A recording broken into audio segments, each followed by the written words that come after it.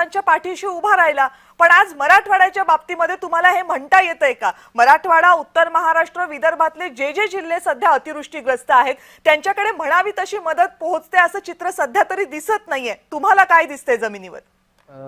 अगदी बरोबर आहे ताई, तुम्ही म्हटल्याप्रमाणे तुमची माफी मागून मी पहिल्यांदा महाराष्ट्रातल्या सर्व शेतकऱ्यांना, माझ्या मायामाऊलींना हात जोडून विनंती करतो की तुम्ही आत्महत्यासारखा मार्ग निवडू नका.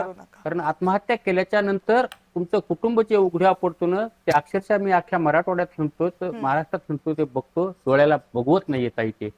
आता राहिला प्रश्न, ह्या आपत्ती आल्याच्या नंतर सरकार म्हणून किंवा आपण समाज म्हणून ह्या घटकाच्या पाठीमागे आपण उभं राहतो का नाही, तर अजिबात सरकार म्हणून तर सरकार अजिबात ह्याच्या पाठीमागे उभं राहत नाही ताई. सौके साठ बनाना और बाप का नाम कमाना हा आमचा शेती व्यवसाय झालेला आहे. एकट्या पुण्यामध्ये जर तुम्ही बघितलं असेल तर अख्ख्या मराठवाड्यामधले जवळपास 10 ते 15 लाख लोक हे स्थलांतरित झालेले आहेत कायमचे, पुण्यामध्ये, नाशिकमध्ये, मुंबईमध्ये. म्हणजे एवढी वाईट अवस्था ह्या मराठवाड्याची आहे. आणि रोज मराठवाड्यातले किमान 300 शेतकरी शेती सोडून जात आहेत, शेती सोडित आहेत स्वतःची.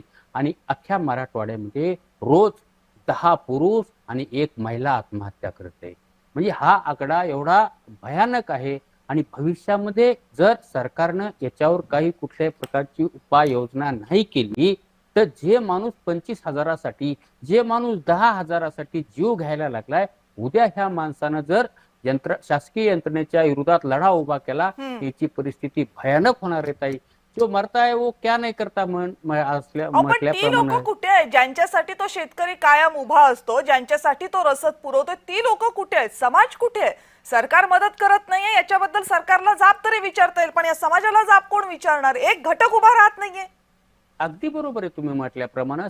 समाजामध्ये आज ताई मला काय करायचे जाऊ द्या ना ही प्रवृत्ती वाढायला लागलेली आहे. दुसऱ्याचं घर जळायला लागले ना, जाऊ द्या आपल्या बारी आल्याच्या नंतर बघू, अशी एक समाजामध्ये ही प्रवृत्ती वाढल्यामुळं मला काय करायचं जाऊ द्या ना म्हणून जे काय समाजातली नवी पिढी आहे, त्या नव्या पिढीकडं, तरुणाईकडं सरकारनं समजा मताच्या माध्यमातून जे जोगवा गोळा केलेला आहे आणि ह्या तरुणाईला जे काय व्यसनाधीनतेच्या गराख्यामध्ये अडकून ठेवलेले आहे, मतपेटीच्या माध्यमातून 2,000 द्यायचे, 5,000 द्यायचे आणि फक्त तरुणाईचा वापर हे मतासाठी करायचा, अशा प्रकारचे.